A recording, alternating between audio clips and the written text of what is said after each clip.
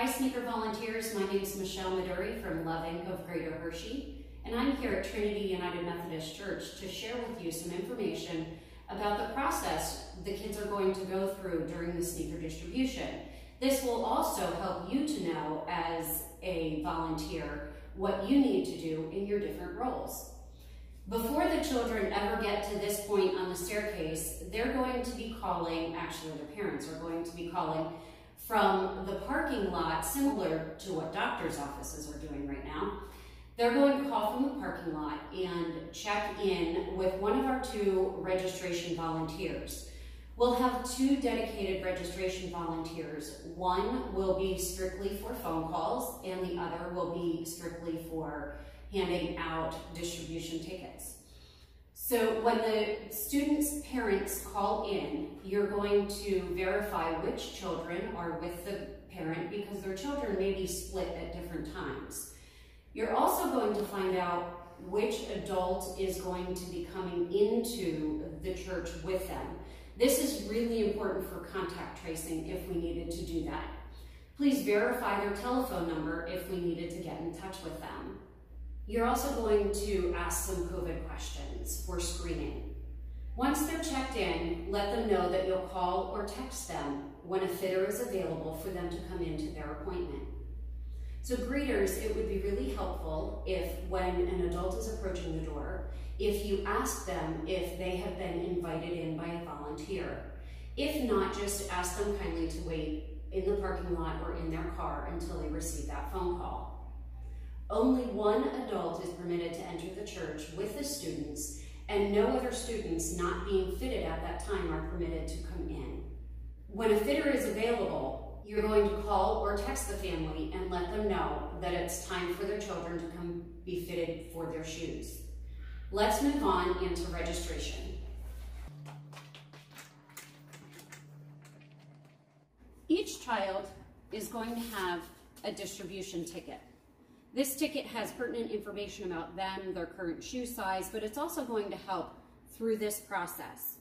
So the registration volunteer that is dedicated to distributing these will receive the family when they come in for their appointment.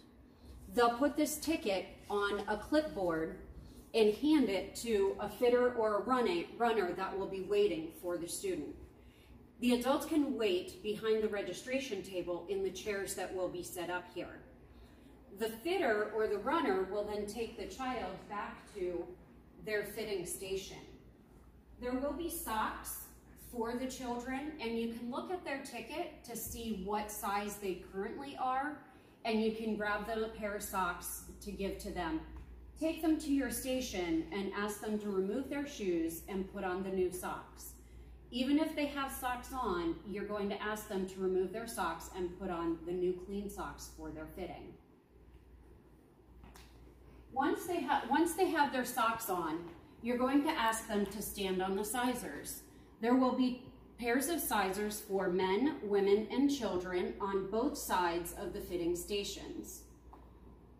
Make sure their heels are back against the back of the diagram, and you're going to look to see where their longest toe is on the chart.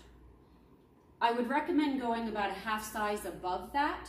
You're going to write that in the measured size block here and circle whether it's boys, girls, women's, or men's. You're going to then put the clipboard either on this chair here, which is going to be dedicated to a contact-free exchange of sneakers and clipboard, or you may hand the clipboard to a runner if they're here. Fitters, once you receive your sneakers back, you're going to offer for the student to try on whichever pair they would like. They should ideally have 2 to 3 pair that they can choose from. If the child is able, of the right age and has the ability, you can allow them to put the shoes on and tie them up themselves. You're going to have the student stand up, kick their heel back, and you're going to measure in front of their great toe. You want to make sure that they have at least a thumb width in front of their great toe, but not more than 1.5 to 2. Otherwise, the shoe may be too large. Have the student walk in the shoe, and they can walk out and show their parents and then come back. If the shoes fit and they like those, they're welcome to take that pair. But if they'd like to try on some of the other shoes that have been brought out, they may do that. If none of the shoes fit that have been provided, just flag your runner or your floater and let them know that you need some additional sneakers for them to try on. Give them some feedback like these were too narrow or these were too short, too big, any of those kinds of things, so that the floater or runner can share that with the sneaker closet. The floater is then going to take the clipboard as well as the sneakers that need to be returned, and they're going to take them back to the sneaker closet and bring you back some additional sneakers. You'll repeat the process all over again, and hopefully within just a few try-ons, the kids will find the shoes that fit them perfectly. There are some occasions where some of the kids are a difficult fit. If you have any trouble fitting a child, don't hesitate to ask your floater or runner, ask me or another fitter to give you a hand and maybe help you fit the child. There are different brands of shoes that we can try also, because different brands fit differently. One note I forgot to mention is on this distribution ticket, when you're talking with a child before you provide it to the floater, find out from them if they have a favorite color or if they have a preference of high top or low top. It's helpful to note that on here, and if we're able to accommodate that, it makes for much happier children. Let's move on to the floaters, runners, and sneaker closet. The floaters and runners generally stay back in this area, which is near the sneaker closet, and every floater and runner is going to be assigned 2 fitting stations. The job of the floater and runner is basically to shuttle the sneakers between the sneaker closet and the fitting stations. When they receive the clipboard from the fitter, they're going to bring it back here to the sneaker closet. And I don't have this area set up quite like it will be during the distribution, but there will be a table over on this side of the sneaker closet, and there will be one on this side. This one here will be for outgoing sneakers. So you're going to put the clipboard here, or just let a volunteer, if they're in the doorway, let them know what you need. What we're trying to do is to limit the number of contacts with the clipboard. So we're trying to limit the clipboard to the fitter and the runner. So just leave the clipboard on the table, that'll be here, and the sneaker volunteers can put the sneakers that they select with the clipboard. When you're returning sneakers that need to go back into the sneaker closet, you're going to put them on the table that will be over here for sneakers that are going back into the sneaker closet. I would ask that floaters and runners not enter the sneaker closet unless they've been asked by the sneaker closet volunteers for some assistance. This is to maintain as much space as possible for our sneaker volunteers and respect the 6-foot social distancing guidelines. Once you've delivered sneakers to one of your fitters, check in with them periodically and find out if they need any additional sizes or if sneakers are ready to come back to the closet. Once they have fit a student, they're going to leave the sneakers on that sneakers only chair that need to return, and they're going to leave the clipboard there. You're going to bring the distribution ticket back to this table, which will have a box on it, to put the completed distribution tickets in. It's really important, fitters, that you mark in the right side of this what size you distributed. This is really important for us to determine growth deltas, how different the sizes are from what the parent reported to what went out the door, because that helps us to estimate sneakers in future years. The floaters or runners are going to clean the clipboard and you're going to return it to registration. Once the student is fit, the fitter is going to let the registration table know that they're ready for another student to come in. You're going to come back to your station and you're going to go through the sanitizing procedures, which will be posted in your station.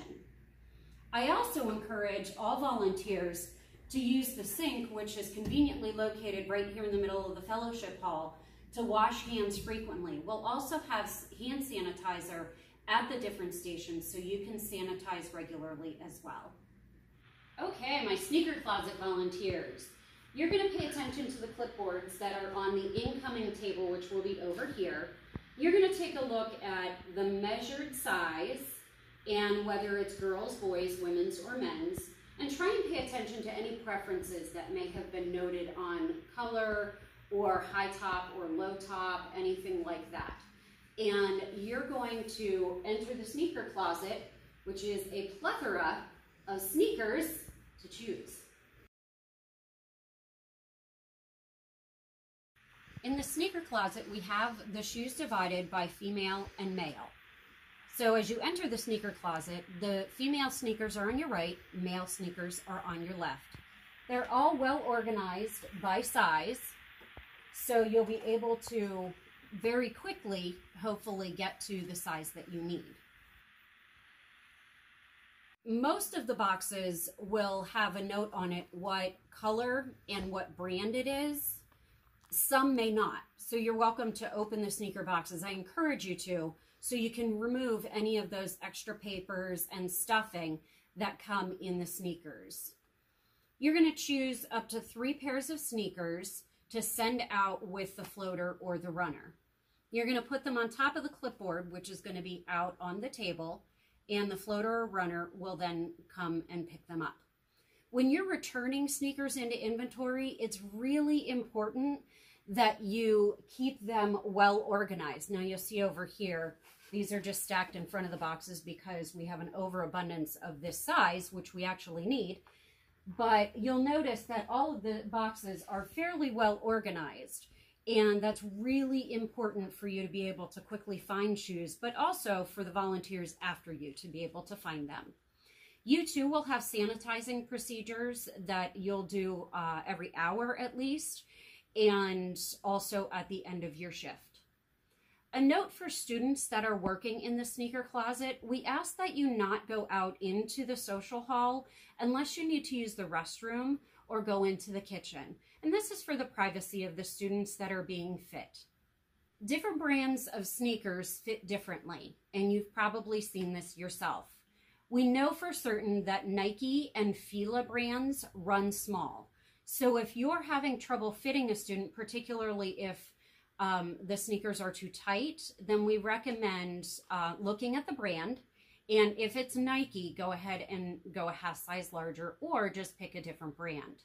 Similarly, if you have a student who is a half size and you don't have that half size in stock, which may happen when we get to Saturday, you can go a half size up, but look for one of those smaller brands. If you have a floater or runner that's returning to the closet multiple times for the same student, find out what the issue is with the fit. If it's a wide foot, one of the things you can do is look at the style of shoe.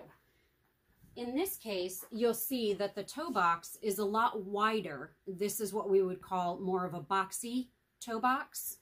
This one, you can tell, is a much narrower toe box. So this one is going to be more appropriate for a narrow foot or a standard size foot. This type of shoe is going to be more appropriate for a wider foot. So those are the kinds of things you can look at in the sneaker closet to help make the perfect fit. Thank you again for offering to volunteer at the sneaker distribution, and we look forward to serving with you.